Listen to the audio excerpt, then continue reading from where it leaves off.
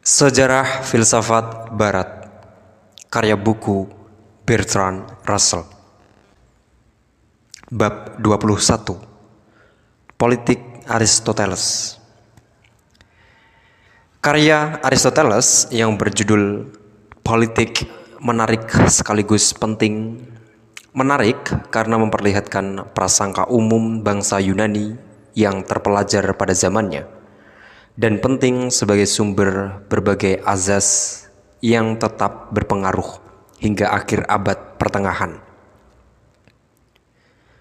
Saya tak berpendapat bahwa ada banyak hal di dalamnya yang mengandung manfaat praktis bagi seorang negarawan zaman sekarang. Namun ada banyak segi yang dapat menjelaskan terjadinya konflik antara berbagai golongan di berbagai kawasan dunia Helenis. Dalam buku itu tak terdapat banyak kesadaran tentang metode-metode pemerintahan di negara-negara non-Helenis. Benar bahwa disinggung-singgung juga mengenai Mesir, Babylon, Persia, dan Kartago. Namun terkecuali tentang Kartago, penyebutan negeri lain itu hanyalah sambil lalu. Tak disebut-sebut mengenai Alexander, dan bahkan tak ada sedikit pun kesadaran akan terjadinya transformasi menyeluruh yang ditimbulkan oleh Alexander di dunia. Seluruh pembahasan hanya menyangkut negara kota, dan tak muncul praduga bahwa negara kota akan segera kadaluarsa. Dikarenakan keadaannya yang terbagi-bagi menjadi berbagai kota yang mandiri, Yunani merupakan laboratorium eksperimen politik. Namun, segala sesuatu yang relevan dengan eksperimen-eksperimen itu belum eksis sejak zamannya Aristoteles hingga lahirnya kota-kota Italia di abad pertengahan. Dalam banyak hal, pengalaman yang dikehendaki Aristoteles lebih relevan dengan dunia modern, seperti sekarang ini, daripada dengan dunia manapun yang pernah ada di sepanjang 1500 tahun sesudah buku itu ditulis. Ada banyak pernyataan sambil lalu yang menarik, yang beberapa di antaranya mungkin perlu disimak sebelum kita membahas teori politik. Diriwayatkan bahwa Euripides ketika ia tinggal di istana Archelaus, Raja Makedonia, difitnah telah berkhianat oleh seorang bernama Decamnicus. Untuk meredam amarahnya, Raja mengizinkan Euripides menghukum Decamnicus dengan mencambuk, yang lantas ia kerjakan. Setelah menanti sekian tahun, Decamnicus lantas bersekongkol dengan suatu komplotan yang berhasil membunuh raja. Akan tetapi, saat itu Euripides telah meninggal. Dinyatakan di situ bahwa benih anak-anak hendaknya dibuahi pada musim dingin. Ketika angin berada di utara, bahwa kejorokan harus dihindari secara teliti, sebab kata-kata yang memalukan akan mendorong ke perbuatan yang memalukan. Dan bahwa kecabulan harus dilarang terkecuali dalam kuil-kuil di mana hukum memang mengizinkan hal-hal yang tak senonoh. Orang-orang seyogyanya tak menikah terlampau muda, sebab perbuatan demikian akan menghasilkan anak-anak yang lemah dan berkelamin perempuan. Para istri akan menjadi perempuan asusila dan para suami akan terhambat pertumbuhannya. Usia yang tepat untuk menikah adalah 27 tahun untuk laki-laki dan 18 tahun untuk perempuan. Kita tahu bagaimana Thales yang diejek karena hidupnya yang melarat, lantas membeli semua alat pemeras zaitun dengan cara mengangsur dan kemudian bisa memonopoli harga sewa alat itu. Dengan ini ia menunjukkan bahwa para filsuf bisa mendapatkan uang dan kalaupun para filsuf tetap melarat, ini dikarenakan mereka mengejar sesuatu yang lebih penting daripada kekayaan. Namun demikian, semuanya ini sekedar selingan. Sudah saatnya kita bicarakan persoalan yang lebih serius. Buku ini diawali dengan menegaskan pentingnya negara. Inilah jenis komunitas tertinggi dan bertujuan mencapai kebaikan tertinggi. Seiring berjalannya waktu, pertama-tama muncullah keluarga. Bentuk komunitas ini dibangun berdasarkan dua relasi dasar antara laki-laki dan perempuan, tuan dan budak, yang keduanya bersifat alamiah. Sejumlah keluarga bergabung melahirkan sebuah desa. Beberapa desa melahirkan sebuah negara, asalkan gabungan itu cukup besar untuk mampu bersuasembada. Walaupun muncul lebih belakangan daripada keluarga, namun jika dilihat dari hakikatnya, negara lebih utama dibandingkan keluarga, dan bahkan lebih utama dibandingkan individu. Sebab inti setiap hal yang telah berkembang sepenuhnya kita sebut hakikatnya dan masyarakat manusia. Jika telah berkembang sepenuhnya berupa sebuah negara dan bahwa keseluruhan lebih utama daripada bagian-bagiannya. Konsepsi yang dipakai di sini adalah tentang organisme. Disebutkan bahwa sebuah tangan, jika tubuh telah hancur, bukan lagi sebuah tangan. Implikasinya adalah bahwa tangan didefinisikan berdasarkan tujuannya, yakni untuk memegang, yang hanya bisa dilakukannya ketika tangan itu masih bersatu dengan tubuh yang hidup. Serupa dengan itu, individu tidak dapat memenuhi tujuannya jika ia tak menjadi bagian dari negara. Aristoteles mengungkapkan bahwa orang yang mendirikan negara adalah dermawan terbesar. Sebab tanpa adanya hukum, maka manusia adalah binatang paling ganas. Sementara keberadaan hukum tergantung pada negara. Negara bukanlah masyarakat yang tujuannya sekedar pertukaran dan mencegah kejahatan. Tujuan negara adalah kehidupan yang baik. Dan negara adalah persatuan keluarga-keluarga dan desa-desa dalam kehidupan yang sempurna dan bersuasembada. Yang dengan itu, kita menghendaki kehidupan yang berbahagia dan terhormat. Suatu masyarakat politik eksis demi terciptanya tindakan-tindakan yang bermartabat dan bukan sekedar persahabatan. Negara tersusun dari berbagai rumah tangga. Setiap rumah tangga terdiri dari satu keluarga, dan telaah tentang politik sudah semestinya berawal dari pembahasan tentang keluarga. Sebagian telaah ini berkenaan dengan perbudakan. Sebab dalam zaman antik, budak-budak senantiasa diperhitungkan sebagai bagian dari keluarga. Perbudakan dinilai bijaksana dan benar. Tetapi budak secara alamiah sudah semestinya lebih rendah daripada tuannya. Sejak lahir, sejumlah orang sudah ditentukan untuk takluk, sedangkan yang lain ditentukan berkuasa. Manusia yang sejak semula tidak memiliki dirinya sendiri, melainkan dimiliki oleh orang lain sejak semula adalah budak. Para budak hendaknya bukan bangsa Yunani, namun berasal dari ras lebih rendah yang semangatnya lebih lemah. Binatang-binatang jinak lebih baik keadaannya jika dipelihara manusia, dan begitu pula mereka yang sejak semula derajatnya lebih rendah akan lebih baik keadaannya jika dikuasai oleh mereka yang derajatnya lebih tinggi. Barangkali bisa dipertanyakan apakah praktik untuk menjadikan tawanan perang sebagai budak bisa dibenarkan.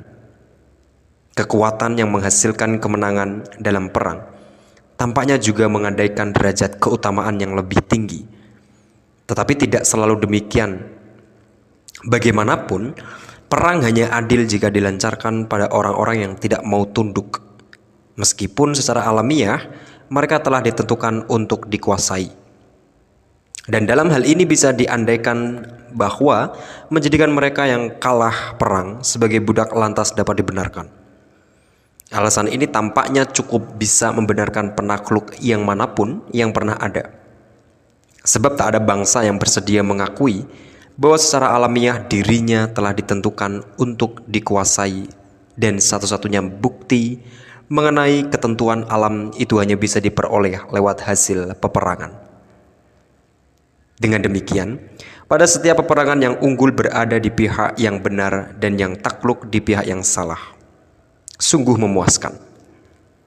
Kemudian tibalah saatnya pembicaraan tentang perdagangan yang begitu mendalam pengaruhnya terhadap kecerdikan berpikir skolastik. Terdapat dua macam kegunaan suatu barang, yang satu patut, yang lain tak patut. Sebuah sepatu umpamanya bisa dipakai, yang merupakan kegunaannya yang patut, atau bisa pula dipertukarkan yang merupakan kegunaannya yang tak patut. Selanjutnya dikatakan bahwa terdapat suatu sifat yang rendah pada seorang tukang sepatu yang harus mempertukarkan sepatu buatannya untuk melangsungkan hidup. Dikatakan bahwa perdagangan eceran bukanlah bagian yang wajar dari seni mencari kekayaan. Cara yang wajar untuk mencari kekayaan adalah melalui kepandaian mengelola rumah dan tanah. Kekayaan yang dicari dengan cara ini ada batasnya. Tetapi kekayaan yang dicari lewat berdagang tak ada batasnya. Perdagangan bersangkut paut dengan uang. Namun kekayaan bukanlah pemilikan atas mata uang. Kekayaan yang diperoleh lewat perdagangan sudah semestinya dibenci karena tidak wajar. Jenis yang paling dibenci dan berdasarkan alasan yang paling meyakinkan adalah riba, yang berusaha memperoleh laba dari uang itu sendiri dan bukan dari objek-objeknya yang alamiah. Sebab uang dimaksudkan untuk dipakai dalam pertukaran, bukan untuk meningkatkan laba lewat bunga. Di antara semua cara mencari kekayaan, cara inilah yang paling tak wajar. Dampak selanjutnya dari diktum ini bisa ada baca dalam karya Tawney, Religion and the Rise of Capitalism. Namun sementara uraiannya tentang sejarah cukup meyakinkan, komentarnya mengandung suatu bias yang cenderung membela segala sesuatu yang pra-kapitalistik. Riba berarti segala peminjaman uang yang dibungakan dan bukan hanya seperti sekarang. Peminjaman berdasarkan suku bunga yang sangat tinggi sejak zaman Yunani hingga hari ini. Umat manusia, atau setidaknya sebagian dari mereka yang secara ekonomis lebih maju, telah terpilah menjadi debitur dan kreditur. Debitur tidak menyetujui bunga, sedangkan kreditur menyetujuinya. Pada umumnya, para pemilik tanah adalah debitur, sementara orang-orang yang berkecimpung dalam perdagangan adalah kreditur. Dengan sedikit perkecualian, pandangan para filsuf sejalan dengan kepentingan keuangan golongannya. Para filsuf Yunani termasuk dalam atau diperkerjakan oleh golongan pemilik tanah. Dengan demikian mereka tidak menyetujui bunga. Para filsuf abad pertengahan adalah para rohaniawan gereja, dan harta gereja terutama berupa tanah. Dengan demikian tak ada alasan bagi mereka untuk merombak pendapat Aristoteles. Ketidaksetujuan mereka terhadap riba diperkuat oleh sikap anti-semitisme, karena sebagian besar modal lancar dikuasai kaum Yahudi. Kaum rohaniawan dan kaum bangsawan telah sering berselisih yang kadang teramat sengit. Namun mereka bisa bersatu melawan orang Yahudi yang culas, yang telah menjerumuskan mereka ke dalam musim panen yang buruk karena terbelenggu hutang. Sementara si Yahudi menganggap dirinya berhak mendapat ganjaran karena kepintarannya berhemat. Dengan tampilnya gerakan reformasi, Keadaan pun berubah. Banyak di antara kaum Protestan yang paling teguh adalah para wirausaha yang bagi mereka itu peminjaman uang dengan bunga adalah sesuatu yang penting. Karena itulah Calvin yang pertama-tama dan diikuti oleh para pemuka Protestan lainnya memperbolehkan pemberlakuan bunga. Akhirnya gereja Katolik pun terpaksa menyesuaikan diri, sebab larangan lama itu tidak sesuai lagi dengan dunia modern. Para filsuf yang penghasilannya bersumber dari investasi universitas mendukung pemberlakuan bunga sejak mereka bukan lagi bagian dari golongan rohaniawan yang menyebabkannya terikat dengan kepemilikan tanah. Pada setiap tahapan, terdapat banyak argumen teoritis untuk menyokong pandangan yang menguntungkan secara ekonomis. Utopianya Plato dikritik oleh Aristoteles dari berbagai sisi. Pertama-tama terdapat komentar yang amat menarik bahwa pandangan Plato itu terlalu banyak menekankan kesatuan pada negara dan hendak menjadikannya sebagai suatu individu. Selanjutnya, dilancarkan pula untuk argumen yang menentang usulan tentang penghapusan keluarga yang sudah sewajarnya selalu diingat oleh setiap pembaca.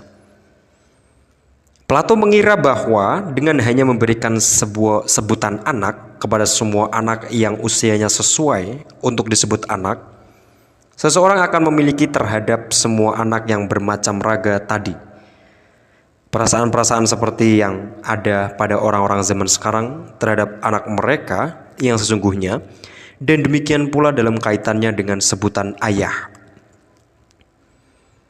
Aristoteles sebaliknya mengatakan bahwa sesuatu yang sama-sama dimiliki oleh paling banyak orang akan mendapatkan perhatian yang paling sedikit, dan jika anak-anak sama-sama dimiliki oleh banyak ayah, maka anak-anak itu akan sama-sama ditelantarkan.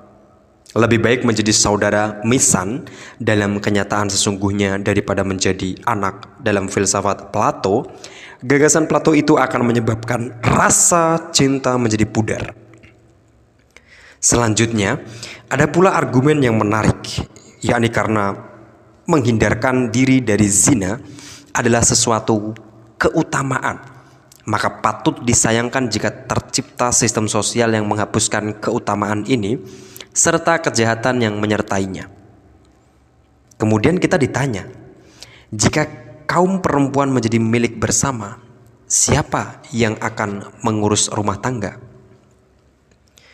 Saya pernah menulis sebuah esai berjudul Arsitektur dan Sistem Sosial, di mana saya mengemukakan bahwa siapapun yang memadukan komunisme dengan penghapusan keluarga berarti juga menghancurkan perumahan umum untuk banyak orang dengan dapur, ruang makan, dan kamar anak-anak umum. Sistem ini bisa disepadankan dengan biara tanpa kewajiban selibat. Ini merupakan syarat penting untuk mewujudkan gagasan Plato. Namun jelas lebih mungkin diwujudkan daripada banyak hal lainnya yang ia sarankan. Komunisme Plato menjengkelkan Aristoteles. Sistem itu, ujarnya, akan memicu kemarahan terhadap orang-orang pemalas dan memancing sejenis perselisihan yang lazim terjadi di antara kawan-kawan seperjalanan. Akan lebih baik jika masing-masing orang memperhatikan urusannya sendiri. Harta milik sudah seharusnya bersifat pribadi, namun orang-orang harus dilatih bersikap dermawan, sehingga memungkinkan penggunaan sebagian besar harta milik itu demi kepentingan umum. Kedermawanan dan kemurahan hati adalah keutamaan, dan tanpa harta milik pribadi, keutamaan itu menjadi mustahil. Akhirnya dikatakan bahwa jika gagasan Plato itu baik, seseorang pasti telah memikirkannya lebih dini. Saya tak sependapat dengan Plato. Namun sekiranya ada suatu alasan yang membuat saya tak setuju. Alasan itu adalah argumen-argumen Aristoteles yang menyanggah Plato. Sebagaimana telah kita simak dalam pembicaraan tentang perbudakan. Aristoteles bukanlah pendukung kesetaraan. Akan tetapi andai kata keharusan para budak dan kaum perempuan untuk tunduk itu bisa diterima, masih muncul persoalan apakah seluruh warga negara dari segi politik seharusnya setara. Sejumlah orang, ujar Aristoteles, menghendaki hal ini dengan alasan bahwa semua revolusi selalu menyangkut masalah peraturan harta milik. Aristoteles menolak argumen ini dan menegaskan bahwa kejahatan yang terbesar lebih disebabkan oleh sikap yang berlebihan daripada kebutuhan. Tak ada orang yang menjadi tiran hanya untuk menghindarkan rasa dingin. Suatu pemerintahan dianggap baik jika ia bertujuan mencapai kebaikan bagi seluruh masyarakat, dan dianggap buruk jika hanya mementingkan diri sendiri. Ada 3 macam pemerintahan yang baik: monarki, aristokrasi, dan pemerintahan konstitusional atau politi.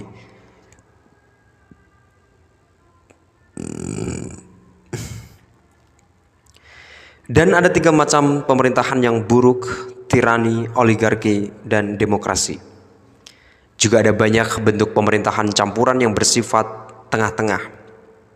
Akan tampak bahwa pemerintahan yang baik dan buruk ditentukan oleh kualitas etika para pemegang kekuasaan, bukan oleh bentuk konstitusinya.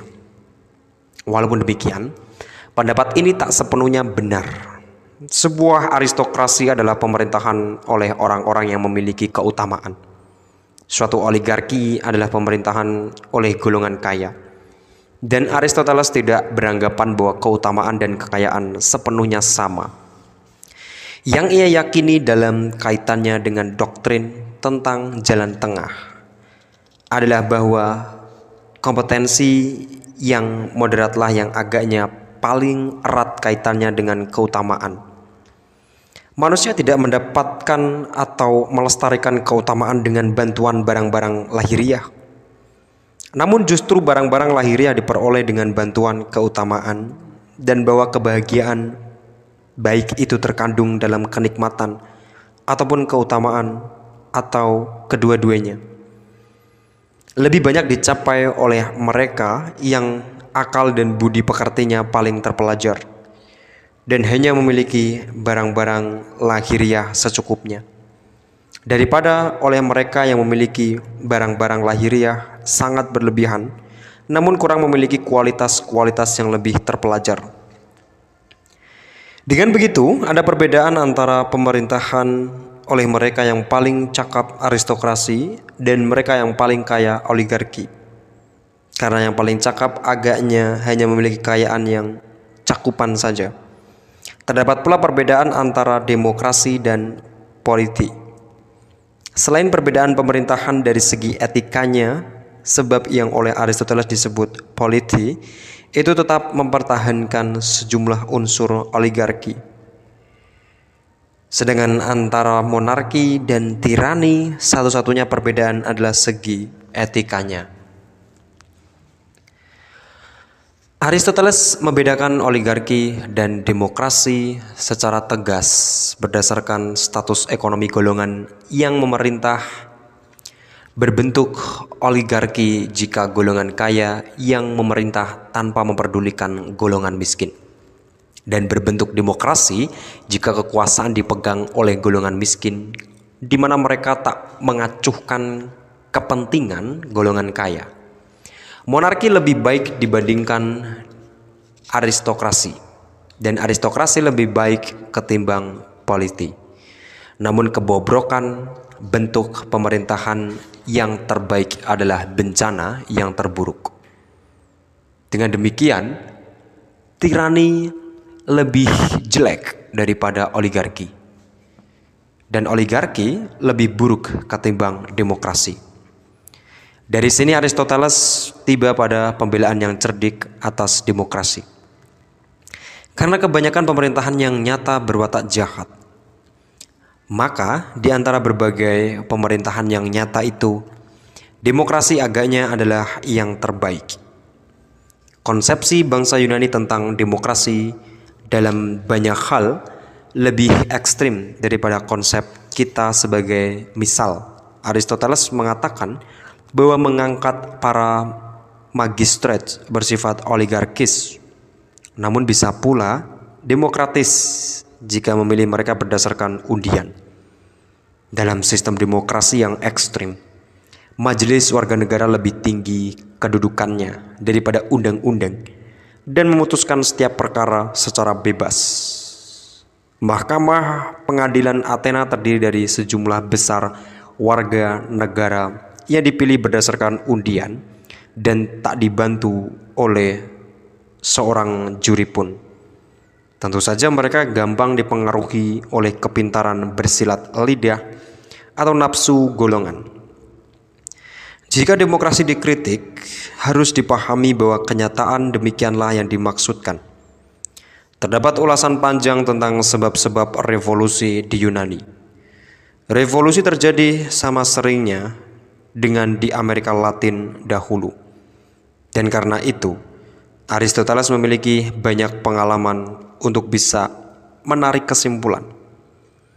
Penyebab utamanya adalah konflik antara para penyokong oligarki dan demokrasi. Demokrasi, kata Aristoteles, lahir dari keyakinan bahwa manusia yang sama-sama bebas mestinya juga sama dalam semua segi. Oligarki lahir dari kenyataan bahwa manusia yang lebih unggul dalam beberapa segi menuntut terlampau banyak.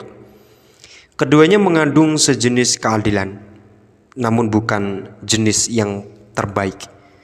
Karena itu kedua pihak tadi, jika jatah mereka dalam pemerintahan tidak sesuai dengan angan-angan yang telah mereka bayangkan, lantas melancarkan revolusi. Pemerintahan oligarki lebih gampang memicu revolusi daripada demokrasi, sebab para penguasa oligarki bisa saling menjegal. Para penguasa oligarki tampaknya merupakan sekelompok kawan yang bersemangat. Dikisahkan bahwa di sejumlah kota mereka mengangkat kerar, "Aku akan menjadi musuh rakyat," dan mengupayakan segala cara untuk menyengsarakan mereka sebisanya. Di zaman sekarang, kaum reaksioner tidaklah sedemikian terang-terangan. 3 hal yang diperlukan untuk mencegah revolusi adalah propaganda pemerintahan dalam hal pendidikan, penghormatan terhadap hukum, bahkan untuk masalah-masalah kecil, dan keadilan dalam hukum dan administrasi, yakni kesetaraan menurut proporsi dan kebebasan bagi setiap orang untuk menikmati hak miliknya. Aristoteles agaknya tak pernah menyadari kesulitan yang timbul dari kesetaraan menurut proporsi. Jika hal ini memang adil, proporsi itu pastilah berdasarkan keutamaan. Kini keutamaan sulit diukur dan menjadi persoalan yang dipertentangkan banyak orang. Dengan demikian, dalam praktik politik keutamaan cenderung diukur berdasarkan penghasilan. Perbedaan antara aristokrasi dan oligarki yang dicoba diungkapkan Aristoteles hanya mungkin ditentukan jika terdapat sesuatu kebangsawanan turun-temurun yang benar-benar mapan. Bahkan bila kemudian harus terdapat segolongan besar orang kaya yang bukan bangsawan, mereka harus diizinkan berkuasa karena khawatir jika mereka melancarkan revolusi. Kebangsawanan turun-temurun tidak dapat dipertahankan kekuasaannya dalam jangka panjang kecuali jika tanah hampir merupakan satu-satunya sumber kekayaan. Semua ketimpangan sosial dalam jangka panjang adalah ketimpangan penghasilan. Inilah bagian dari argumen yang mendukung demokrasi, bahwa upaya untuk mewujudkan keadilan yang proporsional yang didasarkan pada keunggulan apapun selain kekayaan pasti akan runtuh. Para pembela oligarki beranggapan bahwa penghasilan seakan-akan sama dengan keutamaan. Sang penulis Mazmur mengatakan bahwa ia tak pernah melihat orang berbudi dan mengemis rotinya, dan Aristoteles beranggapan bahwa orang-orang yang baik hanya menerima penghasilan yang kira-kira sama dengan penghasilannya sendiri, yang sedang-sedang saja. Namun pandangan demikian itu tak masuk akal, Setiap bentuk keadilan yang lain dari kesetaraan mutlak pada praktiknya akan menghasilkan keadaan yang sangat jauh dari keutamaan dan dengan demikian akan dikecam. Terdapat satu bagian yang menarik yang membicarakan tirani. Seorang tiran menginginkan kekayaan, sedangkan raja mendambakan kehormatan. Tiran memiliki pengawal yang terdiri dari para serdadu bayaran, sedangkan raja memiliki pengawal yang terdiri dari warga negara. Para tiran biasanya adalah para demagog yang memperoleh kekuasaan karena berjanji melindungi rakyat dari ancaman orang-orang kuat. Dengan gaya Machiavellian yang ironis, Aristoteles menjelaskan apa yang harus dilakukan seorang tiran untuk melanggengkan kekuasaan. Ia harus mencegah munculnya seseorang yang memiliki kelebihan istimewa, bila perlu dengan hukuman mati atau pembunuhan. Ia harus melarang acara-acara perjamuan makan, perkumpulan-perkumpulan, dan pendidikan apapun yang kira-kira bisa menimbulkan rasa permusuhan. Tak boleh ada pertemuan-pertemuan atau diskusi sastra. Ia harus mencegah agar orang-orang tak terlalu akrab satu sama lain dan memaksa mereka untuk hidup terbuka di depan gerbang istananya. Ia harus menyebar mata-mata seperti para detektif perempuan di Sirakuse. Ia harus menebar bibit-bibit perselisihan dan memelaratkan rakyatnya.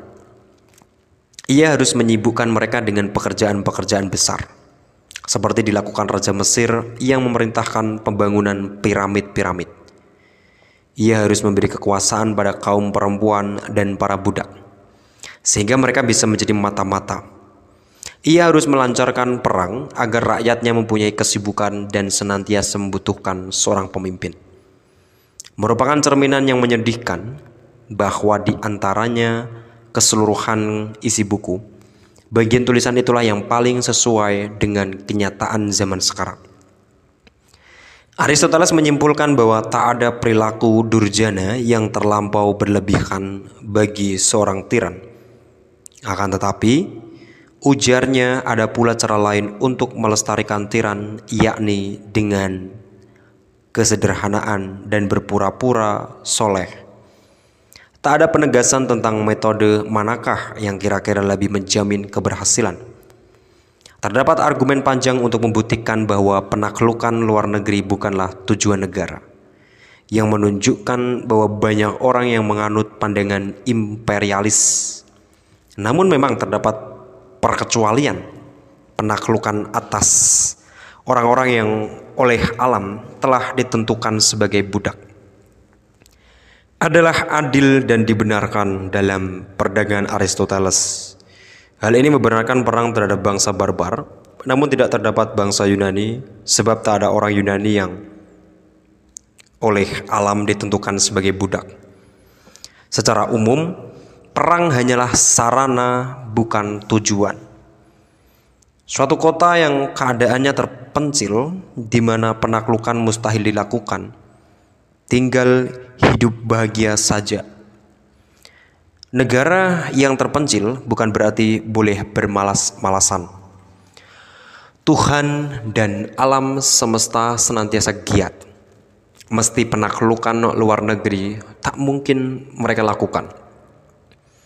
Dengan demikian, kebahagiaan yang diupayakan oleh negara seharusnya bukan perang, melainkan aktivitas demi perdamaian. Walaupun kadang-kadang perang adalah sarana yang perlu untuk mewujudkan perdagangan atau pandangan, itu lantas melahirkan pertanyaan. Seberapa besarkah sebaiknya ukuran suatu negara?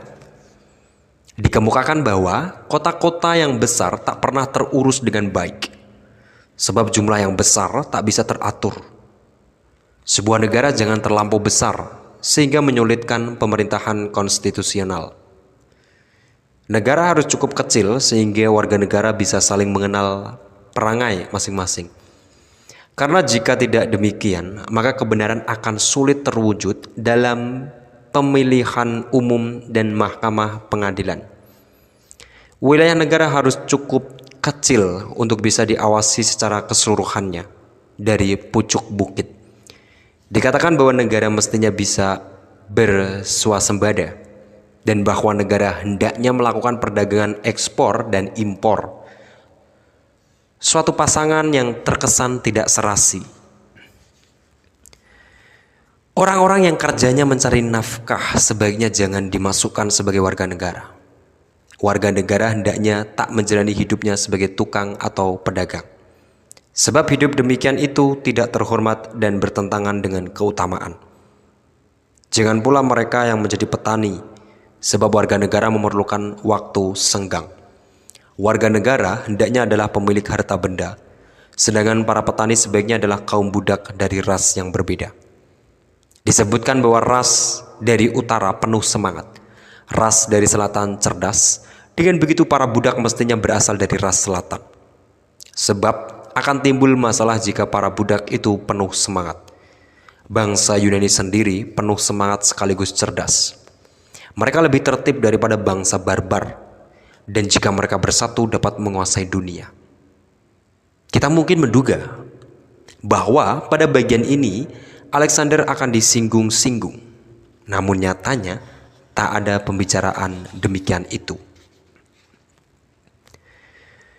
Perihal ukuran negara, Aristoteles dalam skala yang berbeda melakukan kesalahan yang sama dengan dilakukan banyak kalangan liberal modern.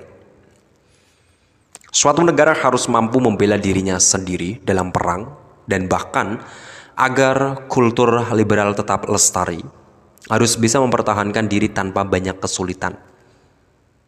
Seberapa besarkah ukuran negara agar dapat melakukan hal itu? Tergantung pada teknik perang dan industri. Pada zamannya Aristoteles, negara kota menjadi tertinggal zaman sebab ia tak mampu mempertahankan diri melawan Makedonia. Di zaman kita sekarang, Yunani secara keseluruhan termasuk Makedonia menjadi ketinggalan zaman dalam pengertian tadi. Sebagaimana telah terbukti saat ini, menganjurkan kemerdekaan penuh bagi Yunani atau negeri kecil lainnya yang manapun. Sekarang ini sama sia-sianya dengan menganjurkan kemerdekaan penuh bagi sebuah kota yang seluruh wilayahnya bisa dilihat dari tempat tinggi. Tak mungkin ada kemerdekaan sejati kecuali bagi negara atau persekutuan yang dengan kemampuannya sendiri cukup kuat untuk membendung semua upaya penaklukan negeri lain. Tak ada negeri yang lebih kecil daripada Amerika dan Imperium Inggris yang digabungkan bersama akan mampu memenuhi persyaratan itu. Dan bahkan bisa jadi persekutuan itu pun akan menjadi kesatuan dan terlampau kecil. Buku Aristoteles ini yang berdasarkan bentuknya yang sampai ke tangan kita tampaknya merupakan karya yang belum rampung. Ditutup dengan pembicaraan tentang pendidikan. Pendidikan sudah barang tentu hanya ditujukan bagi anak-anak yang nantinya menjadi warga negara. Para budak boleh diajari sejumlah keterampilan yang berguna, seperti memasak. Namun ini bukanlah bagian dari pendidikan. Warga negara harus dicetak sesuai dengan bentuk pemerintahan di mana dia hidup. Dan karena itu akan terdapat perbedaan-perbedaan sesuai dengan apakah kota yang bersangkutan berbentuk oligarki ataukah demokrasi. Dalam pembahasan ini, bagaimanapun Aristoteles mengandaikan bahwa semua warga negara akan mendapat jatah dalam kekuasaan politik. Anak-anak harus mempelajari segala sesuatu yang berguna bagi mereka. Namun jangan sesuatu yang menyebabkan watak mereka menjadi kasar. Sebagai misal, janganlah mereka diajari keterampilan yang merusak badan atau yang mendorong mereka untuk mencari uang. Hendaklah mereka berlatih atletik secukupnya, namun tak perlu sampai mencapai keterampilan profesional. Anak-anak yang berlatih untuk pertandingan olimpiade justru rusak kesehatannya. Seperti terbukti dari fakta bahwa mereka yang telah menjadi juara ketika masih remaja lantas sulit menjadi juara ketika telah dewasa. Anak-anaknya seyogianya belajar menggambar agar bisa menghargai keindahan bentuk manusia, dan mereka hendaknya diajar menghargai lukisan dan patung sebagai karya yang mengungkapkan ide-ide moral. Mereka boleh belajar menyanyi dan memainkan alat musik seperlunya untuk bisa menikmati musik secara kritis, namun tak perlu sampai terampil sebagai pemain. Sebab tak ada orang merdeka yang mau bermain musik atau menyanyi kecuali di saat mabuk. Tentu saja mereka harus belajar membaca dan menulis, terlepas dari apa gunanya keterampilan ini. Namun tujuan pendidikan adalah keutamaan, bukan kegunaan. Apa yang dimaksudkan Aristoteles dengan keutamaan telah ia utarakan dalam buku Etik yang acap kali dirujuk oleh buku Politik yang kita bahas kali ini. Asumsi dasar Aristoteles dalam politik sangat berbeda dengan pandangan para penulis modern yang manapun. Tujuan negara dalam pandangannya adalah menghasilkan para gentleman yang berbudaya. Orang-orang yang memadukan mentalitas bangsawan dengan rasa cinta terhadap belajar dan seni. Perpaduan ini terwujud dalam puncak kesempurnaannya di Athena pada zaman berkuasanya Pericles. Bukan di kalangan seluruh warganya, namun di kalangan mereka yang berkecukupan hidupnya. Puncak pencapaian itu mulai runtuh di tahun-tahun terakhir kekuasaan Pericles. Para warga kebanyakan yang tak berbudaya berbalik menentang sahabat-sahabat Pericles, karena terdorong untuk membela hak istimewa golongan kaya lewat fitnah, pembunuhan, kesewenang-wenangan ilegal, dan cara-cara lain yang sangat jauh dari sifat kaum gentleman. Setelah kematian Socrates, dukungan membabi buta terhadap demokrasi Athena itu lenyap, dan Athena tetap menjadi pusat kebudayaan kuno. Namun kekuasaan politik beralih ke tempat lain. Di sepanjang zaman antik berikutnya, kekuasaan dan kebudayaan lazimnya terpisah. Kekuasaan berada di tangan kaum serdadu yang kasar, kebudayaan dimiliki oleh bangsa Yunani yang tak berkuasa dan bahkan menjadi budak. Kenyataan ini untuk sebagian memang benar di masa-masa kejayaan Romawi, namun sepenuhnya benar sebelum zamannya Cicero dan sesudah Marcus Aurelius. Sesudah berlangsungnya penyerbuan bangsa barbar yang menjadi kaum gentleman adalah bangsa barbar dari utara. Sedangkan kaum yang berbudaya adalah para rohaniawan dari selatan yang halus. Keadaan ini terus berlanjut kurang lebih hingga zaman Renaissance, ketika masyarakat kebanyakan mulai mengalami pembudayaan. Sejak zaman Renaissance dan seterusnya, konsepsi bangsa Yunani tentang pemerintahan yang dijalankan oleh para gentleman yang berbudaya semakin berlaku dan mencapai puncak pada abad ke-18. Banyak kekuatan yang lantas mengakhiri keadaan itu. Pertama, demokrasi yang lahir berkat revolusi Perancis dan berbagai dampaknya. Kaum gentleman yang berbudaya sesudah zamannya Pericles harus mempertahankan hak istimewa mereka melawan masyarakat kebanyakan. Dan dalam proses tersebut mereka berubah menjadi bukan lagi kaum gentleman maupun kaum berbudaya. Penyebab kedua adalah lahirnya industrialisme dengan teknik ilmiahnya yang sangat berbeda dengan budaya tradisional. Penyebab ketiga adalah pendidikan umum dan memberikan kemampuan membaca dan menulis, namun tidak mengajarkan budaya. Hal ini memungkinkan seorang demagog jenis baru untuk mempraktikkan propaganda jenis baru, seperti tampak pada kediktatoran. Dengan demikian, entah mengandung manfaat atau mudarat, zaman kaum gentleman yang berbudaya memang terlalu berlalu.